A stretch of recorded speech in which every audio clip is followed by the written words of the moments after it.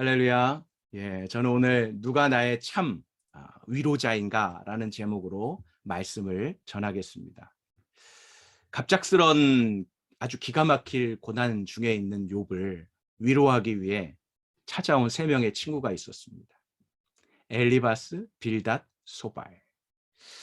함께 26장까지 이 세 번에 걸쳐서 이 세 친구의 와의 그 오고 가는 논쟁이 계속되고 있습니다.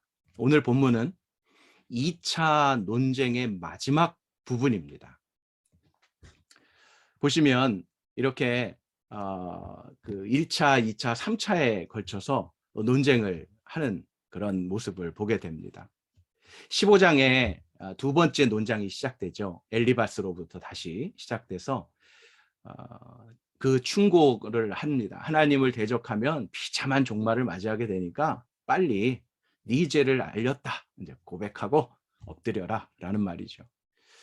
그렇게 시작돼서 20장에서는 흥분과 분노함으로 욥의 발언에 대한 반박을, 그리고 부정 계속해서 욥이 말하는 것들을 계속해서 부정하면서 욥의 현재 상황이 악인의 운명과 일치한다고 말하고 있는 소발의 증언을 보게 됩니다. 악인이 맞는 운명은 하나님께서 그에게 정하신 몫이고 유업이다라고 하면서 욥이 지금 고난받는 원인을 악인이 받는 것과 완전히 일치시켜서 단정짓고 있는 소발을 보게 됩니다. 분명 그 세 친구는 고난 중에 있는 욥을 찾아와서 위로의 말을 건네려다가 그렇게 위로가 아닌 정말 사람 속을 막 뒤집어 놓는 그런 시간들을 지금 보내고 있습니다. 위로의 말을 건네려고 하는 좋은 의도가 있었지만 위로가 되지 않았죠. 자신들의 논리를 가지고 언어폭력으로 욥을 힘들고 화나게까지 하고 있음을 봅니다. 여러분은 어려움을 당할 때 누구에게 위로를 받고 있습니까? 여러분 주변의 진정한 위로자가 누구입니까? 소발의 조롱 섞인 말로 인하여 변명 섞인 항변, 그리고 주장으로 일관하는 욥에게도, 그리고 여전히 살아오면서 진정한 위로자를 만나지 못했거나 찾고 있는 모든 이들에게까지 나의 참된 위로자가 누구신지 경험할 수 있었으면 좋겠어요. 말씀을 통해서. 고난 가운데 있는 이들에게 바르게 위로할 수 있는 자가 되기까지 이르기를 소망하며 오늘 말씀을 나누기 원합니다. 우리 고린도후서 1장 3절로 5절까지 말씀을 함께 합독하겠습니다. 같이 봅니다. 하나님 곧 주 예수 그리스도의 아버지, 자비의 아버지, 모든 위로의 하나님께서는 찬양받으실 분입니다.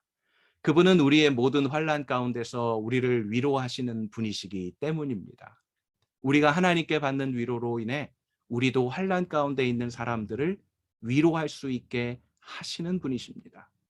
그리스도의 고난이 우리에게 넘치는 것 같이 우리의 위로도 그리스도를 통해서 넘칩니다. 아멘. 네. 생각해 보십시오. 분명 우리가 믿는 하나님께서는 선하신 분이시고 악과 타협하지 않으시는 분이십니다. 죄, 곧 부정한 것, 거짓, 그리고 악에 대해서 아주 단호하게 공의로우신 분이시죠.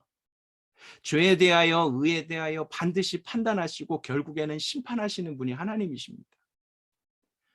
그런 하나님께서 죄에 대해서 심판하실 때 성경 곳곳에서 볼 수 있는 것은 그냥 넘어가지 않으시는 분이심을 보여줍니다. 즉각적으로 생명을 거두어 가시는 분이시기도 해요. 그 자리에서. 또한 때로는 시간과 기회를 주시며 돌이키기를 기다리시는 분도 하나님이십니다. 여러분은 하나님의 선하심을 믿으며 그 선하심이 죄에 대하여 즉각적으로 벌하시고 판단해 주시기를 원하십니까? 아니면 기회를 주시고 용서해 주기를 원하십니까? 우리의 모습은 이렇지 않나요? 내 죄에 대해서는 기회를 주시고 용서해 주기를 원하시면서 나 외에 다른 사람에 대하여서는 할 수만 있으면 즉각적으로 더 확실하게 크게 심판해 주기를 바라지는 않나요? 소발의 논리와 같이 악인을 심판하시고 벌 주시는 하나님이시기만 한다면 저와 여러분은 어떻게 되었겠습니까? 로마서 5장 6절로 또 11절까지 말씀을 함께 보겠습니다. 우리가 아직 연약할 때 그리스도께서는 작정된 시기에 경건하지 않은 사람을 위해 죽으셨습니다. 의인을 위해 죽는 사람은 거의 없고 선한 사람을 위해 과감히 죽는 사람은 간혹 있기는 합니다.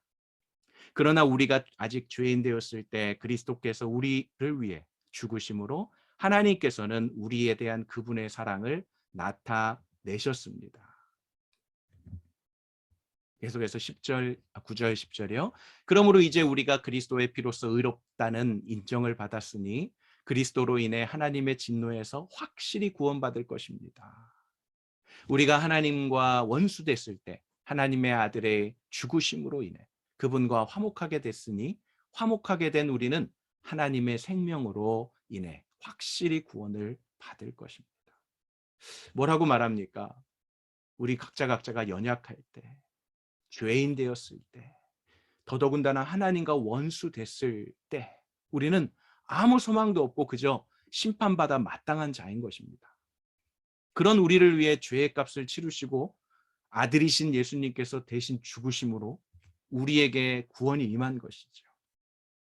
하나님의 사랑이 이를 이루신 것입니다. 이것이 은혜임을 우리는 믿고 알고 있습니다. 그런데 다른 대상에 대해서는 너무나 단호할 때가 많아요. 어떻게 그냥 내버려 두시냐고 항변하기도 합니다. 요나 선지자가 그랬습니다. 하박국 선지자가 그랬습니다. 하나님의 그 깊으신 뜻과 마음과는 상관없이 말입니다.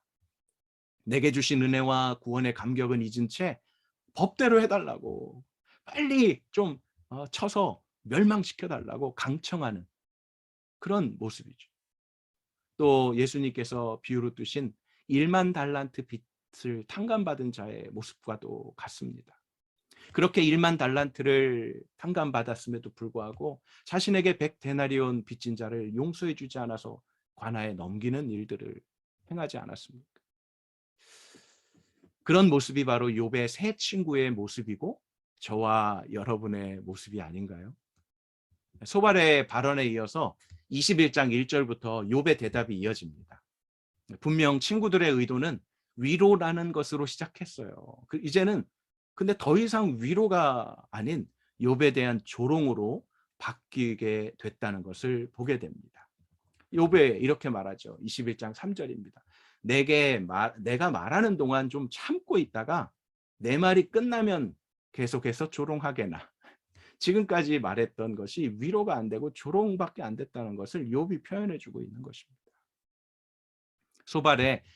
소발은 악인의 모습이 욥의 상황과 일치한다고 묘사하고 있지만 욥은 그것에 동의하지 않는다는 거죠. 자신의 경험으로 볼 때는 그렇지 않다고 말합니다. 악인이 하나님의 심판과 진노가 아닌 복과 번영을 누리고 있음을 말하고 있습니다. 오늘 본문 17절과 18절 말씀입니다. 함께요. 그런데 악인의 등불이 꺼지는 일이 몇 번이나 있었는가? 그들에게 재난이 몇 번이나 닥쳤는가? 하나님께서 진노의 슬픔을 안겨주시던가? 그들이 바람 앞에 집과 같이 폭풍에 휘날리는 겨와 같이 된 적이 있는가? 없다는 거예요. 몇 번이 안 된다는 거예요. 안겨주시지 않았다는 거예요. 욥은 하나님이 악인을 심판하심으로 그들을 멸하시고 그들에게 진노를 퍼부으신 적이 몇 번인가를 묻는 것입니다. 또한 하나님이 얼마나 자주 악인들을 심판하셔서 바람 앞에 집 같은 폭풍에 날려가는 겨 같은 운명에 몰아넣으셨는지를 묻고 있는 것입니다. 하지만 욥의 질문은 아주 회의적이죠. 그렇지 않았다는 거예요.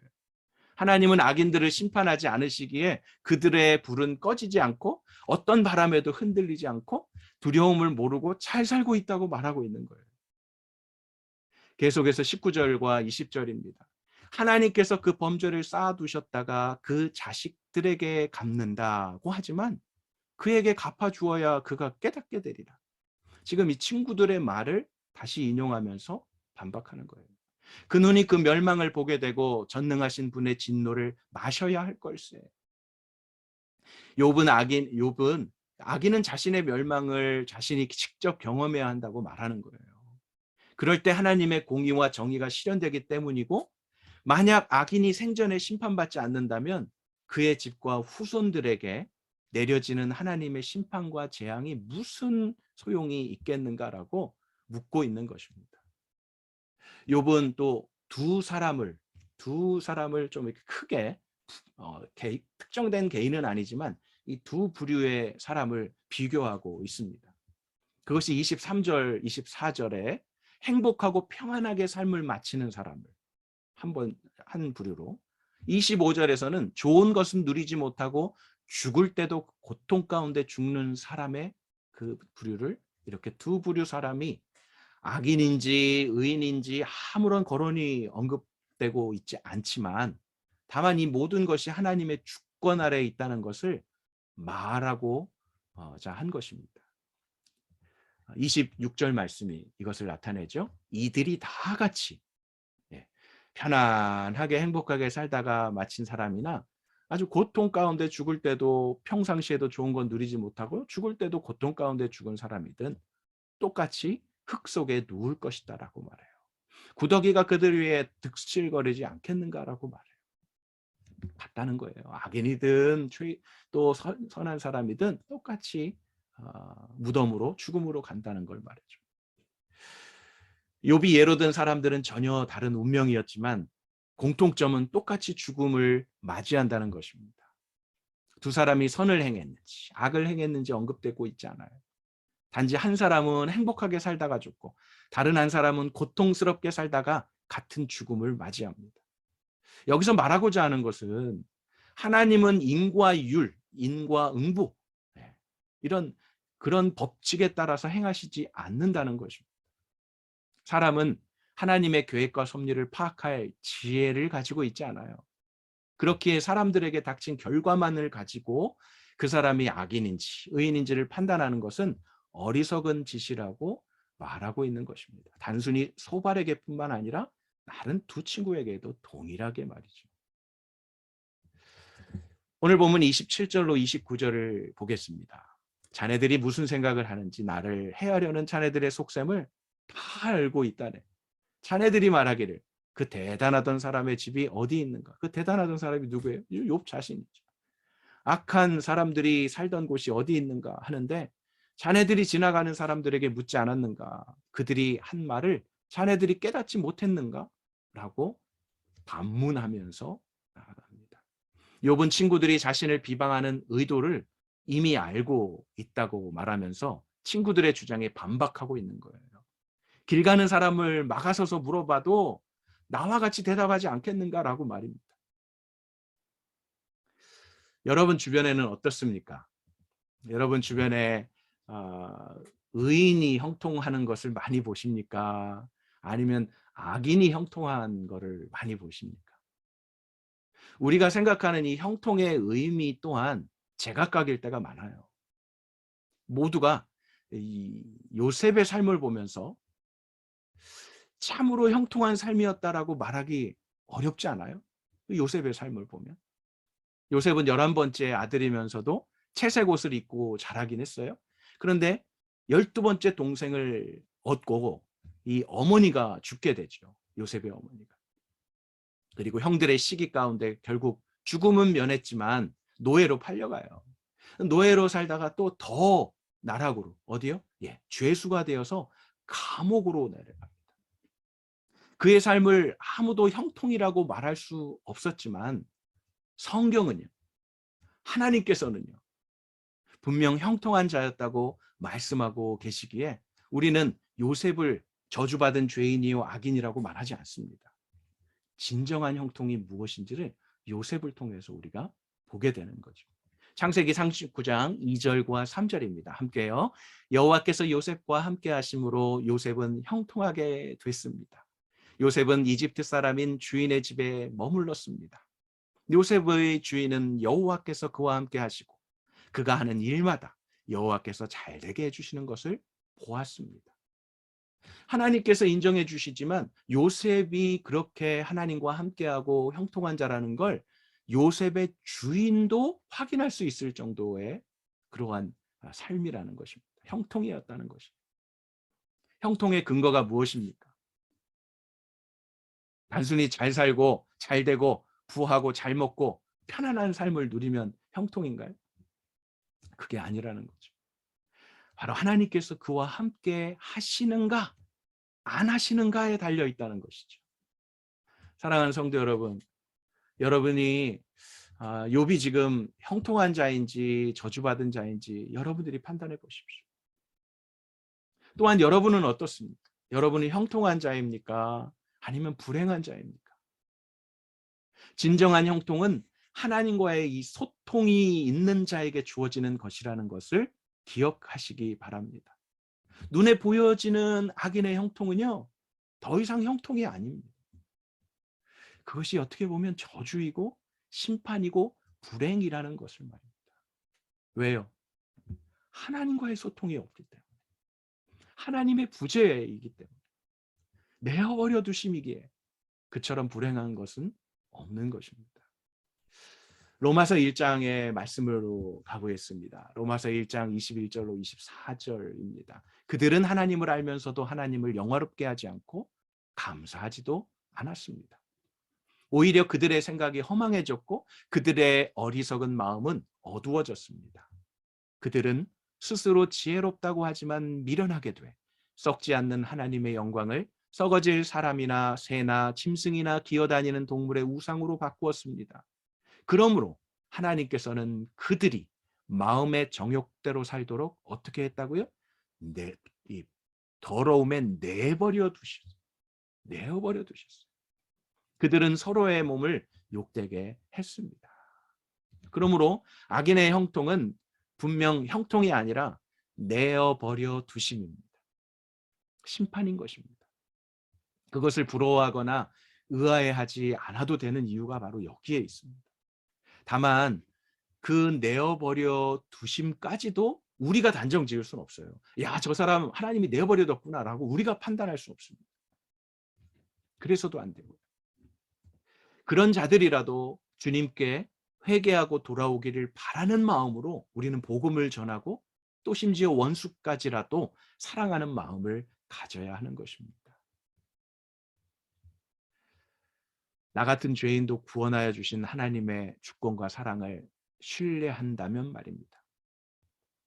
가늠하다 잡혀온 여인을 대하시던 주님의 그 태도, 주님의 그 어떤 행동을 기억하시죠?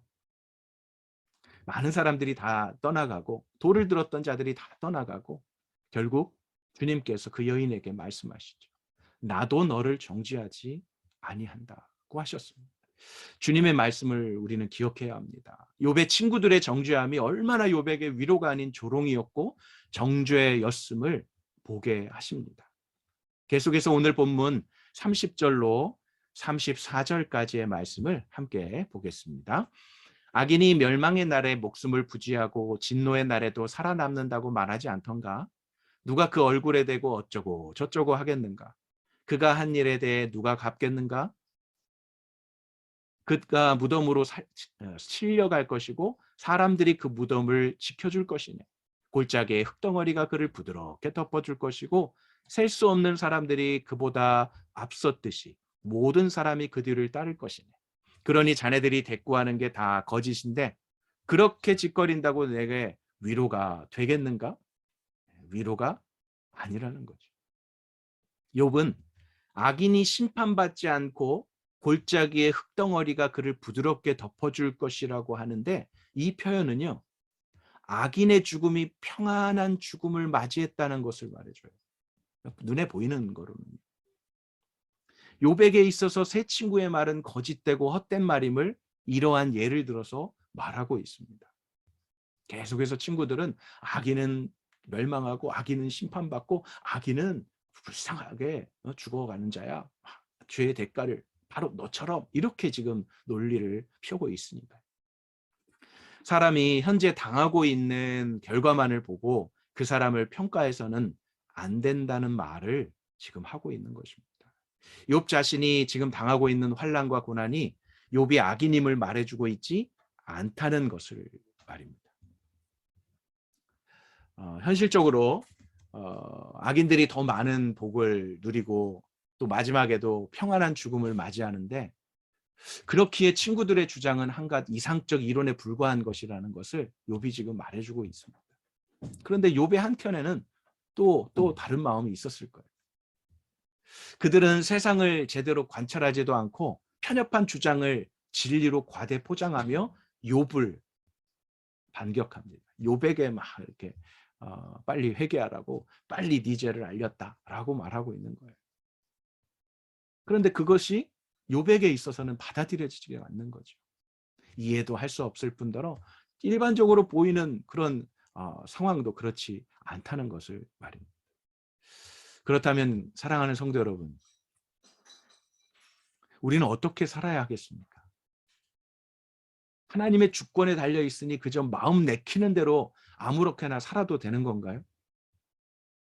내가 선하게 살려고 해도 하나님의 주권에 달린 것이니 내가 뭐 어떻게 할 수 있겠어? 내가 악을 막 행한다고 해도 뭐 하나님의 주권에 달려 있으니까 뭐 내가 어쩔 수 없지라고 포기하겠습니까? 욥이나 욥의 친구들의 이 공방전 속에서 우리가 붙잡아야 하는 것은 무엇이겠습니까? 저는 베드로후서 3장의 말씀으로 맺기를 원합니다. 베드로후서 3장 8절로 14절까지의 말씀을 우리 함께 합독하겠습니다. 같이요. 그러나 사랑하는 사람들이여, 이 한 가지를 잊지 마십시오. 주께는 하루가 1000년 같고 1000년이 하루 같습니다. 약속하신 주께서는 어떤 사람들이 더디다고 생각하는 것처럼 더딘 분이 아닙니다. 오히려 여러분을 위해 아무도 멸망하지 않고 모두 회개에 이르기를 바라십니다. 그러나 주의 날이 도둑같이 올 것입니다. 그때 하늘은 큰 소리를 내며 떠나가고 그 구성 물질들은 불에 타 해체되며 땅과 그 안에 있는 모든 것이 드러날 것입니다. 11절입니다. 이 모든 것이 이렇게 해체될 것이니 여러분은 어떤 사람이 돼야 하겠습니까? 여러분은 거룩한 행실과 경건함으로 하나님의 날이 임하기를 바라며 간절히 사모하십시오. 그날에 하늘이 불에 타 해체되고 그 구성 물질들이 불에 녹아 버릴 것입니다. 그러나 우리는 그의 약속대로 의가 지배하는 새 하늘과 새 땅을 바라봅니다. 그러므로 사랑하는 사람들이여, 여러분은 이 일들을 고대하고 있으니 점도 없고 흠도 없이 주 앞에서 평강 가운데 드러나기를 힘쓰십시오. 하나님의 나라에 임하기를 간절히 사모하라고 합니다. 어떻게요? 거룩한 행실과 경건함을 가지고. 악인이든 뭐 의인이든 의인이 고난받고 악인이 형통한 거 나 이거 못 보겠어. 나는 그냥 내 마음대로 살 거야가 아니라는 거죠. 또한 점도 없고 흠도 없이 주 앞에서 평강 가운데 드러나기를 힘쓰라고 합니다. 왜요? 그날이 도적같이 임하기 때문에 그렇습니다. 언제인지 모르기 때문에. 더 이상 악인의 형통에 부러워하거나 의아해하지 않고 주님으로 인한 고난과 어려움 속에서도 믿음을 굳게 하고 우리의 힘과 의지로는 할 수 없다는 것을 인정하고 오직 예수 그리스도의 의와 사랑과 은혜 안에서 주님의 마음을 품고 주님과 동행함으로 거룩한 행실, 경건함, 그래서 하나님의 날 임하기를 사모하고 그 날에 이르기까지 성령의 거룩해 하심을 힘입어서 성령님의 도우심을 힘입어서 점도 없고 흠도 없이 주 앞에서 평강 가운데 드러나는 저와 여러분들이 되셨으면 좋겠습니다. 우리의 참된 위로자 되시는 주님께서 우리 죄를 위해 친히 피 흘려 죽으심으로 받은 그 은혜와 주님의 사랑 안에서 위로를 받으십시오. 하늘로부터 오는 위로, 참된 위로. 아버지 하나님과 주 예수 그리스도와 성령님으로부터 부여되고 쏟아내려지는 그 위로가 참된 위로가 아니겠습니까? 지금의 고난, 어려움도 넉넉히 그래서 그 위로를 가지고 이겨내시는 저와 여러분들이 되시기를 주님의 이름으로 축원합니다. 또한 그 위로를 받은 자로서 나타내야 될 게 있죠. 완전한 위로는 아니지만 하나님의 위로부터 공급하시는 그 위로를 받은 자로서 어려움 가운데 있는 이들에게 가서 이 빌닷이나 엘리바스나 소발처럼 논리에 맞게 합당한 것처럼 그렇게 배운 거 그렇게 알고 있다라고 막 몰아 세우는 것이 아니라 그들과 함께 얼마나 힘드시겠어요. 아니요, 그 말도 안 해도 될 때가 있어요. 그냥 손 한 번 잡고 같이 옆에 있어주면 될 때가 있지 않습니까? 위로라 한답시고 하다가 조롱이 돼버리는 일이 없기를 바랍니다. 하나님께서 주시는 위로를 바라고 오늘도 욥기의 그 말씀이, 욥의 세 친구와의 그 공방전이 26장까지 계속될 때까지 좀 참으시기 바랍니다. 견뎌내시기 바랍니다. 그리고 그들을 위해서 긍휼의 마음을 가지고 그들의 마음이나 나의 마음이나 우리의 마음이 별반 다르지 않다라는 것을 인정하시고 오늘도 말씀 안에서 참된 위로를 주시고 새 힘을 주시고 그리고 함께 하시는 주님의 평안과 위로가 여러분들 가정과 우리 공동체와 그리고 이 땅 뉴질랜드의 조국 대한민국에 넘쳐나기를 다시 한번 주님의 이름으로 간절히 소망하고 축원합니다.